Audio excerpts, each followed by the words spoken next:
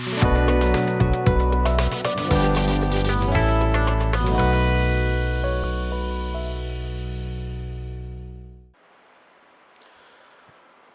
Astro business நேயர்களுக்கு சதீஷ் ராவின் வணக்கங்கள். இந்த பதிவு நம்ம இப்போ நடக்கக்கூடிய ஒரு முக்கியமான நிகழ்வு, கிரக நிகழ்வு. சனி வக்ரம் பெறப்போகுது. இந்த ஜூலை 13ஆம் தேதி ஆரம்பித்து நவம்பர் 27, 2025 வரைக்கும் இந்த வக்ரம் சுழற்சிங்கிறது இருக்க போகுது.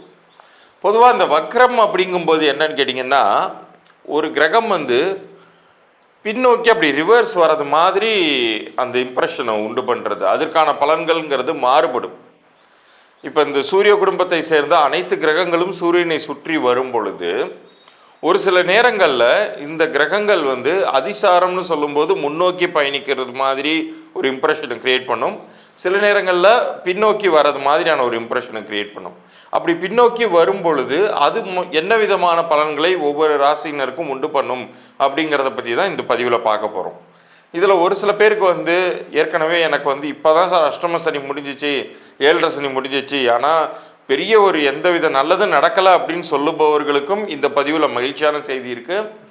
அல்லது இப்போ தான் எனக்கு 7.5 சனி துவங்கியிருக்கு, கெடுதல் பண்ணிடுமோ, அஷ்டம சனி துவங்கியிருக்கு, அர்த்தாஷ்டம சனி துவங்கியிருக்குன்னு பயந்துகிட்டு இருக்கக்கூடிய நேயர்களுக்கும் இந்த பதிவில் நிறைய வரப்பிரசாதமான பதில்கள் அப்படிங்கிறது காத்துக்கிட்டு இருக்கு. முழுமையாக பார்த்து பயன்பெறுங்கள்.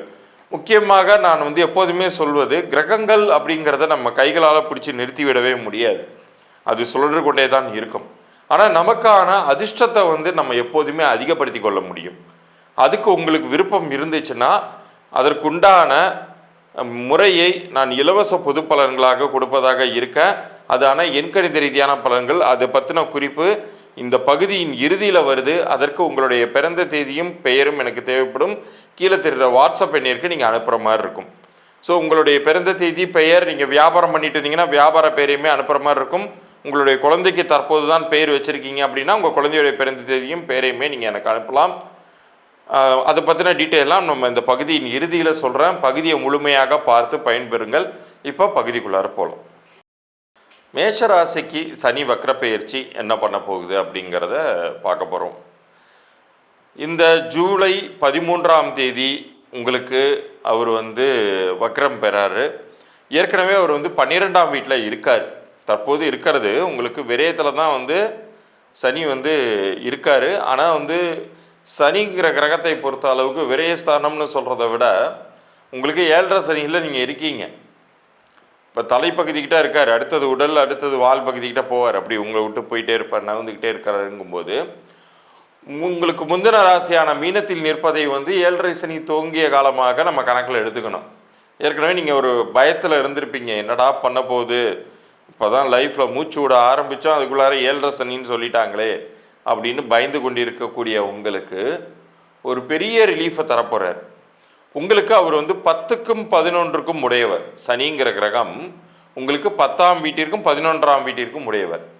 இப்போ இந்த வக்ர சுழற்சியில் அவர் மாறுபாடான பலன்களை தருவார். இன்னும் சொல்லப்போனால் ஒரு அசுப கிரகம், அதாவது ஒரு சர்ப்ப கிரகம் வக்ரம் பெறும் பொழுது அது உங்களுக்கு வளத்தையே சேர்க்கும், பலத்தையே சேர்க்கும், உங்களுக்கு நல்லதை கொண்டு தரும்.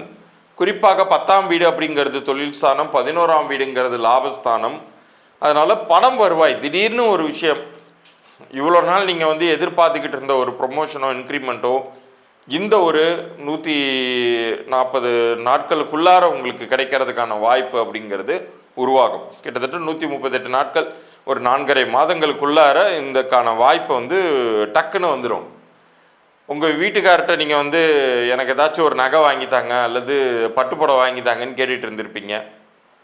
சம்மந்தமே இல்லாமல் திடீர்னு இந்த சமயத்தில் பார்த்தீங்கன்னா அவர் வாங்கிட்டு உங்களை அசத்துவார். எப்படி நடக்குது இது அப்படின்னு உங்களுக்கே ஒரு மேஜிக் மாதிரி இருக்கும். அல்லது உங்கள் கையை விட்டு போன ஒரு சொத்தோ அல்லது அடமானத்தில் இருக்கக்கூடிய தங்கமோ ஏதேனும் உங்கள் வீடு சேரும், உங்களை மனமகிழ்ச்சிக்கு உண்டாக்கும்.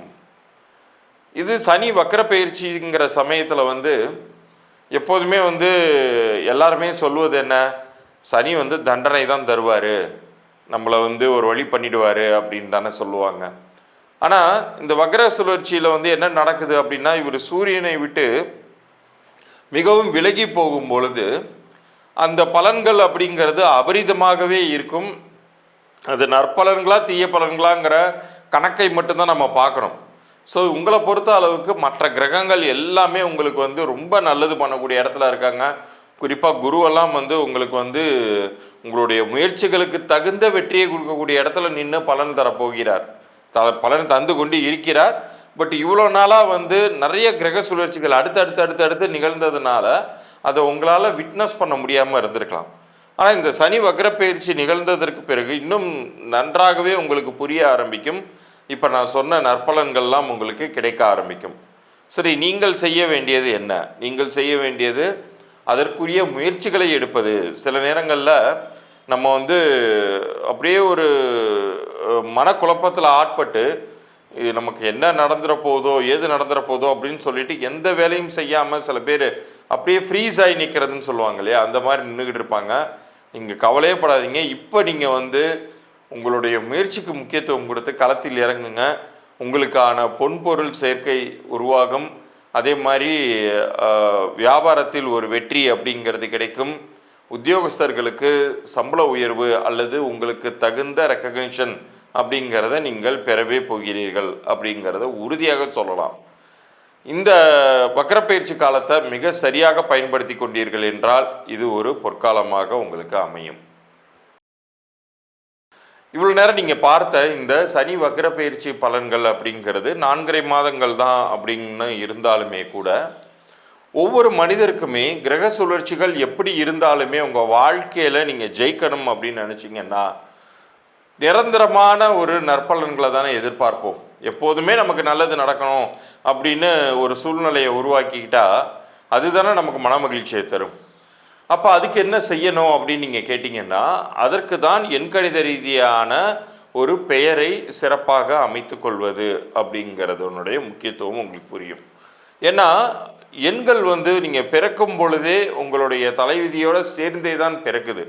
ஒவ்வொரு மனிதருக்கும் பிறந்த தேதி, பிறந்த நேரம், அதன் அடிப்படையில் இருக்கக்கூடிய கிரக நிலைகளை வைத்தே ஒரு மனிதனுடைய வாழ்க்கை எப்படி போகுதுங்கிறத நம்மளால் தெளிவாக கணித்து விட முடியும். அப்படி இருக்கிற சூழ்நிலையில் எப்பெல்லாம் உங்களுக்கு கெடுதலான சூழ்நிலைகள் வருதோ அப்போ கூட உங்களுக்கு நன்மை நினைக்கணும்னு நினச்சிங்கன்னா உங்களுடைய பெயர் உங்கள் பிறந்த தேதிக்கும் கூட்டிய எண்ணிற்கும் பொருத்தமாக அமைத்து கொள்வதுங்கிறது ரொம்ப ரொம்ப முக்கியம். இப்போ உங்களுக்கு அமைஞ்சிருக்கிற பெயர் நல்லா அமைஞ்சிருக்கா இல்லையாங்கிறத சரி பார்த்துக்கிறதுக்கு தான் நான் வந்து உங்களுடைய பிறந்த தேதியும் பெயரையும் அனுப்ப சொன்னேன். ஸோ அதுக்கான இலவச பொது பலன்கள் நான் உங்களுக்கு வழங்குவதாக இருக்கேன். ஒரு சில பேர் உங்களில் வியாபாரம் கூட துவங்கியிருக்கலாம், எனக்கு சரியாகவே போகலை சார், ஆரம்பத்திலிருந்தே எனக்கு நஷ்டமாக இருக்குது அப்படின்னு நினைக்கிறவங்க உங்கள் வியாபார பெயரையும் சேர்த்து அனுப்புங்க. ஒரு சில வீட்டில் குழந்தை பிறந்திருக்கலாம், குழந்தைக்கு நீங்கள் பேர் வச்சுருக்கிற பெயர் சரியாக பொருந்திருக்கான்னு சரி பார்க்கணுன்னு நினச்சிங்கன்னா அந்த குழந்தையுடைய பிறந்த தேதியோட பெயரை எனக்கு அனுப்பிச்சி விடுங்க.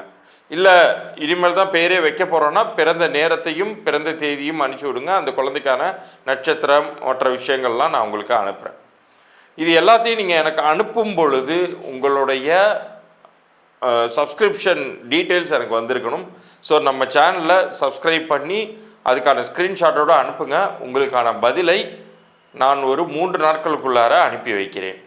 அதில் உங்களுக்கு இந்த பெயர் பொருந்திருக்கா பொருந்தலையா, அப்படி பொருந்தலைன்னா என்ன செய்யணும் அப்படிங்கிற தகவல்கள் வரைக்கும் மாத்திரம் நான் இலவச பொது பலன்களாக கொடுக்கறதா இருக்கேன். அப்படி பொருந்தலைன்னா மேற்கொண்டு பெய்டு கன்சல்டேஷன் ப்ராசஸ் பற்றியும் அதை நான் விளக்கமாக சொல்கிறேன். மீண்டும் அடுத்த பதிவில் சந்திப்போம். நன்றி, வணக்கம்.